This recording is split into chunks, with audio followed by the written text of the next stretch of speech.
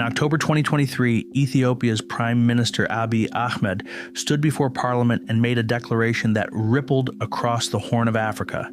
The landlocked nation, he said, needed access to the sea, calling its lack of a port a geographic prison. If negotiations failed, history showed that wars could begin over less.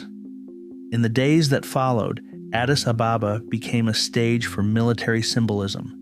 Fighter jets screamed overhead during a parade. Armored vehicles rolled down wide boulevards. The head of Ethiopia's Air Force addressed his troops bluntly. "Be ready for war." Satellite imagery soon revealed unusual troop movements near the Eritrean border. For Ethiopia's neighbors, Eritrea, Djibouti, and Somalia, it was a moment of unease, because this wasn't just about a port. It was about money, power, and control over one of the world's most strategic waterways. Ethiopia currently pays Djibouti over $1 billion a year in port fees. Every container, every shipment, every import and export all flow through one single route. It works when relations are good, but if that link ever broke, Ethiopia's economy could choke in a matter of weeks. The Red Sea is more than a gateway for Ethiopia. It's one of the busiest maritime corridors in the world, a passage for global trade linking Europe, the Middle East, and Asia. That's why foreign militaries patrol its waters. It's why regional powers guard their ports so fiercely. This isn't Ethiopia's first time thinking in blue water terms. In 1955, Emperor Haile Selassie created the Imperial Ethiopian Navy, basing patrol craft at Massawa and Assab. Britain and Norway trained the first sailors. By 1959, Norwegian officers were teaching navigation and small boat handling. The Soviet Union soon joined in, supplying ships and equipment. By the late 1980s, the fleet had grown to more than 11,500 personnel and around 80 vessels, patrol boats, missile craft, and support ships. Their mission? Defend Ethiopia's 2,234-kilometer coastline and patrol one of the most contested seas on Earth. Then came 1993. Eritrea's independence erased Ethiopia's coastline overnight. 14 ships fled to Yemen and Djibouti. Yemen expelled them by 1993 for unpaid fees. Djibouti seized and auctioned the last hulls in September 1996. What remained was a rusted naval plaque in Addis Ababa, a lonely patrol boat on Lake Tana, and a nation without a navy. 2 decades later, Abiy is trying to bring it back. In 2019, Ethiopia signed a $100 million defense pact with France covering naval training and capacity building. A naval command headquarters was set up in Bahir Dar on Lake Tana.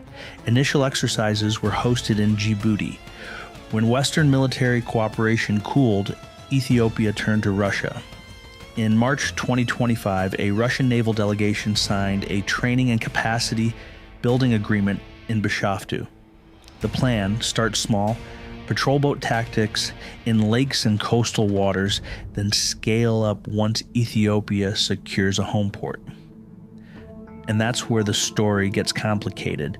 On January 1st, 2024, Ethiopia and Somaliland signed a 50-year lease for 20 kilometers of coastline near Zila on the Gulf of Aden.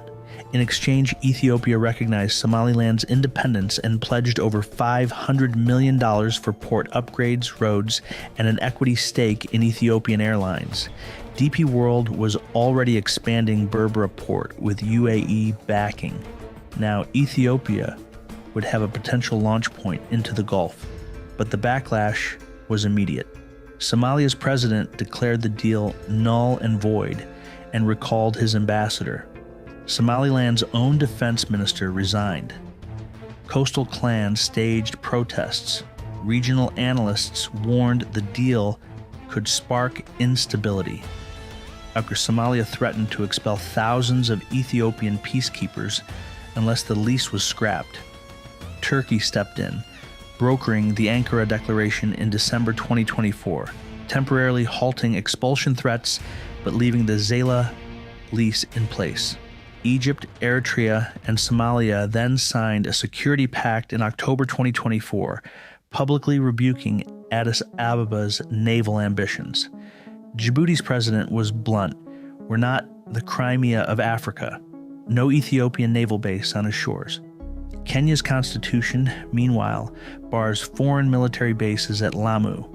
If we rank Ethiopia's neighbors by how open they are to its naval plans, the picture is clear. At the friendliest end, Somaliland, eager for recognition and investment. In the middle, Sudan and Kenya, pragmatic partners who might trade access for economic benefits. And at the hostile end, Eritrea, Djibouti, and Somalia, each with strong political and economic reasons to keep Ethiopia off their coasts. Ethiopia's naval push is about more than economics. Analysts at the International Crisis Group say it's as much about sovereignty and pride, restoring a maritime presence seen as part of Ethiopia's identity. Cyprus researchers point out that a navy without a coast can only work if you secure permanent basing rights abroad, a diplomatic challenge as big as the military one. On Lake Tana, Ethiopia's Marine Training Institute drills recruits in navigation, boarding tactics, and small boat handling. In July 2025, 54 lieutenants graduated after training in Toulon and Novorossiysk, versed in coastal defense, but untested in real sea operations. Supporters of Abiy's plan argue Ethiopia cannot remain cocooned by land boundaries, pointing to rising East African trade and undersea cables that need protection. Critics say that after the Tigray War, Ethiopia needs billions for schools, hospitals, and roads, not patrol boats. The risks are real.